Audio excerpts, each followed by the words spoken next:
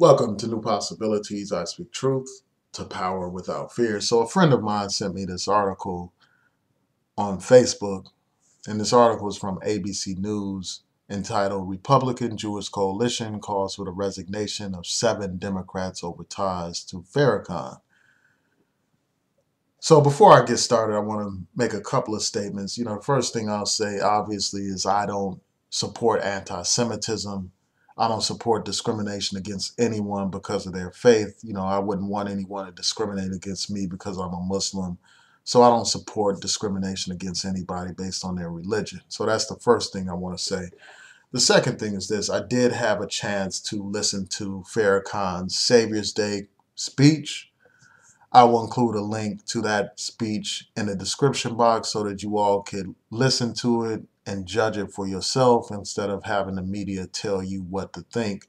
Also, I will post a link to this actual article that I'm focusing on. I'll put that in the description box as well. So let's read a few excerpts from this article and then I'll provide my commentary. So the article says the Republican Jewish Coalition is calling for the resignation of 7 Democratic members of Congress whom it claims are connected to controversial Nation of Islam leader Louis Farrakhan. The group describes him as a known anti-Semite. Now, this article talks about Farrakhan's recent speech that he gave at the Saviour's Day convention, and they highlight a point where he describes the Jewish people as his enemy, and he made other statements about Jews. And this article goes on to say that the lobbying group on Tuesday called for the following lawmakers to step down: Representatives Keith Ellison, Barbara Lee, Maxine Waters, Andre Carson, Gregory Meeks, and Al Green.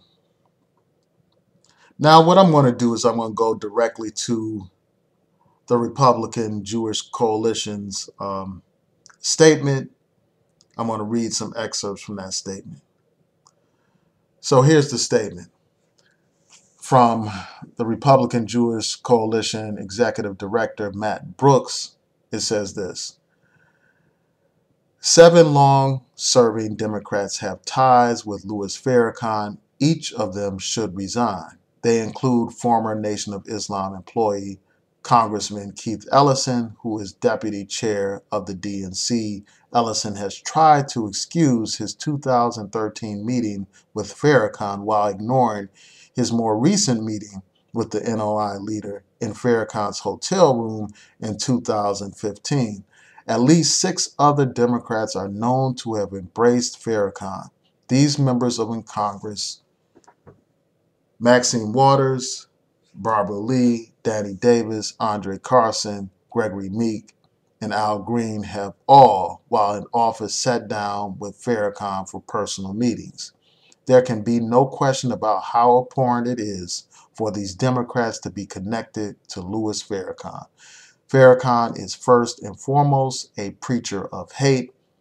He preaches about Jewish control over the government and media and has claimed to have pulled a cover off that satanic Jew, saying, "Your time is up, your world is through."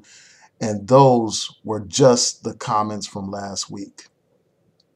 Anti-Semitism is unacceptable. Farrakhan is the moral equivalent of a leader of the KKK. If it was discovered that members of Congress had met with the leader of the KKK, they would need to resign. In this case, for meeting with and embracing Louis Farrakhan, nothing short of resignation is acceptable from these 7 Democrats.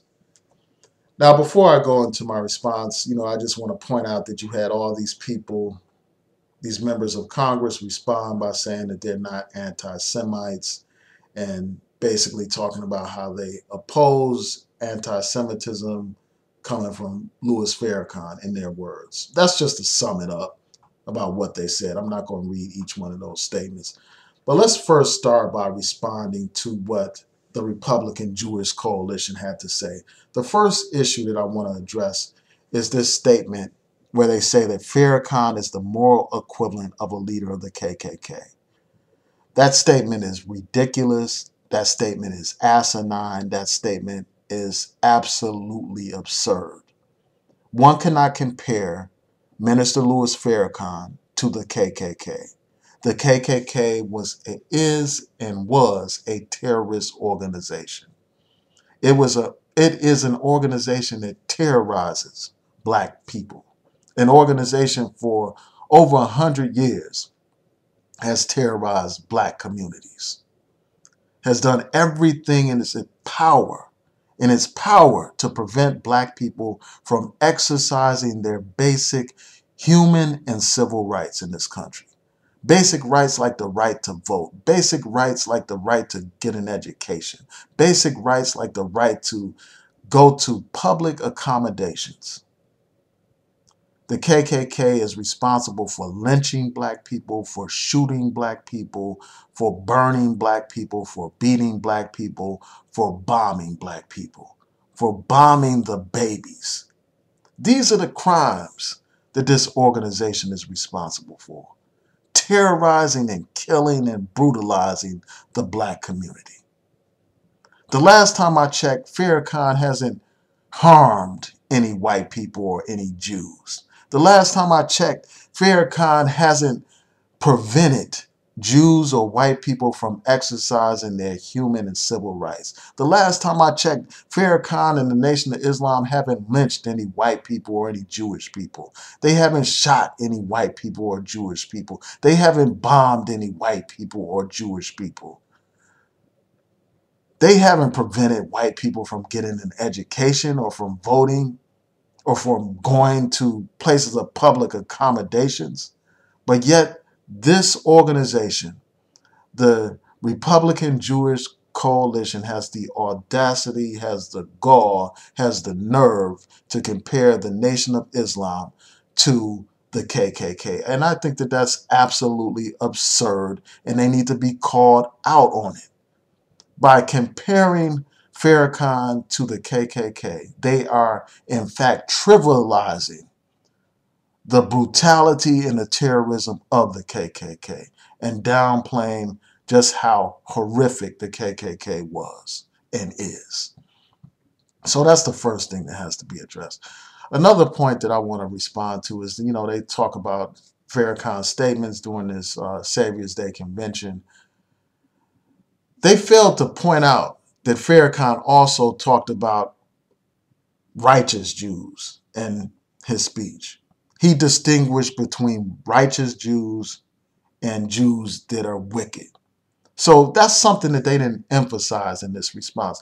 Also, I noticed that when people want to attack Farrakhan, they just throw out labels at Farrakhan. They call him an anti-Semite. But rarely do these people in these organizations provide a substantive rebuttal to any of the points that Farrakhan has raised.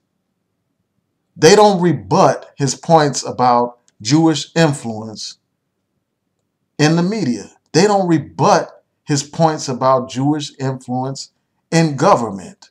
Instead, what they do is they throw out labels calling his brother anti-Semitic. If they want to be taken seriously, they need to provide information rebutting the points that he makes instead of throwing out labels. And, they're trying to draw all these connections between all these different elected officials, man. And I think that a lot of these connections that they're drawing are very flimsy at best. And, I'll get into that a little bit later. I'll deal with this issue of, guilt by association in a second. But the next point that I want to address is this. All of these elected officials are, in fact, elected officials. They were elected by the voters in their districts through a democratic process. The voters are the ones that decided whether or not those individuals were suited to be Congress members. They decided this. They researched. They did the background investigations or background evaluations of these different politicians. They looked at these politicians' track record. And they made the choice to elect these people to Congress. Through democracy. It's not the right or the role of the Republican Jewish coalition to dictate to the voters in those districts who their leaders should be. It's up to the voters in those districts to decide who their leaders will be, not the Jewish Republican coalition. It's not their role to dictate to black people who black people should elect as their leaders. We have the right to determine our own destiny through our vote, not to have our destiny and our leaders appointed and decided for us by outsiders. So that's my first point that I have to make. And also I have to deal with this thing of guilt by association.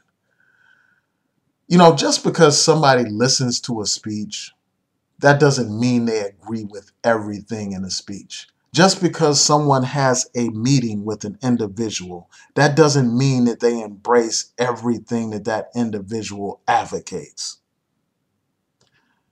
For instance, you have world leaders all the time who meet with their rivals, who meet with their enemies. They sit down at the table with their enemies all the time.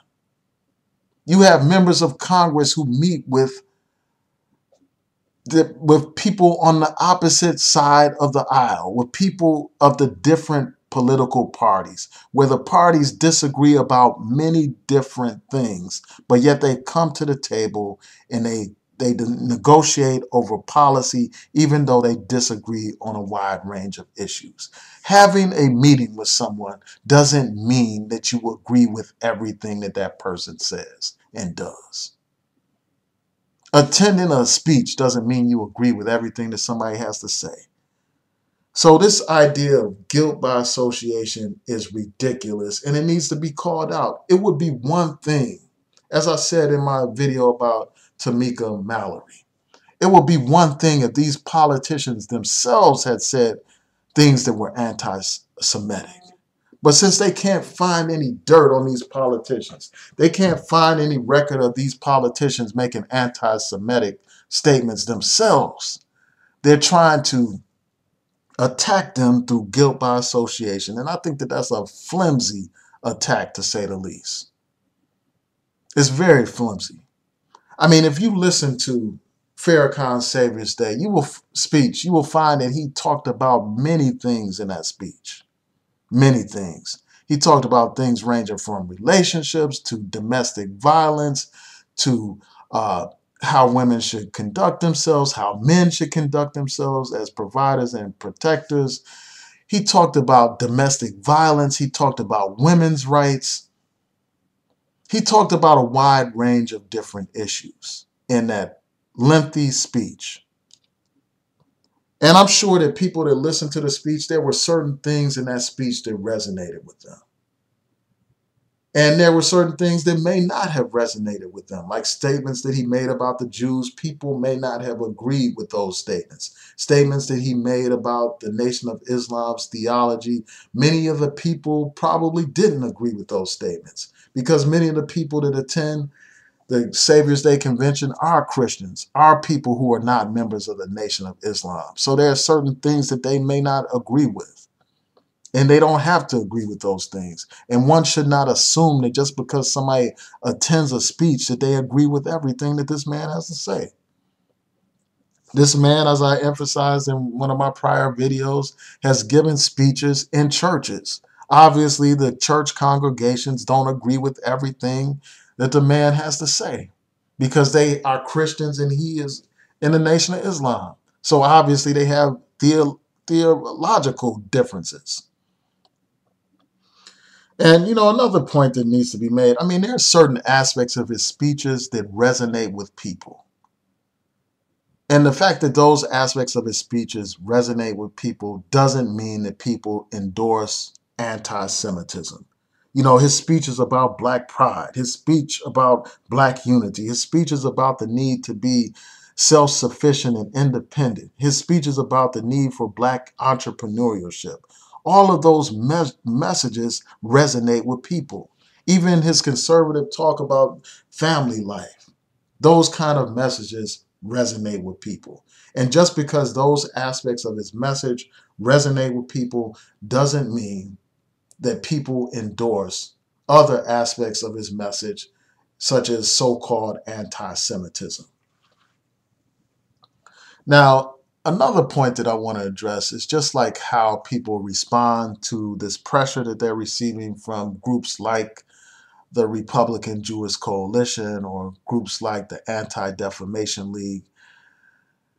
I think it's important for people to stand their ground and not kowtow to those organizations. And, basically you have a situation where some of these people, in response to this pressure, they cave. Some of these people start shucking and jiving for these organizations, start cooning for these organizations, start saying, no, sir, massa, boss man, I don't associate with Minister Farrakhan. I'm a good Negro. I loves the Jews. I don't want no harms from the Jews. I'm a good boy. I'm a good colored boy. That's how some of these people are acting in response to this pressure that they're under. And I think that that's undignified, man. I don't think that people should throw Farrakhan under the bus. I mean, obviously you can say, well, I disagree with the brother on this or that. But too often these people are so eager to throw this brother under the bus because they are completely dependent on financial support from some of these groups, etc.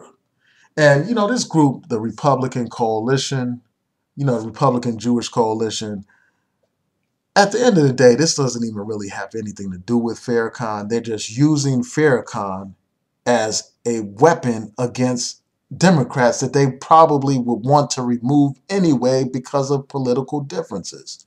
They're just using this as an opportunity to attack them. This is nothing but a blatant example of opportunism. So yeah, I just wanted to share my thoughts about this, man. I just hope that these Democrats stand strong, and I just want to be clear. I stand with these brothers and sisters.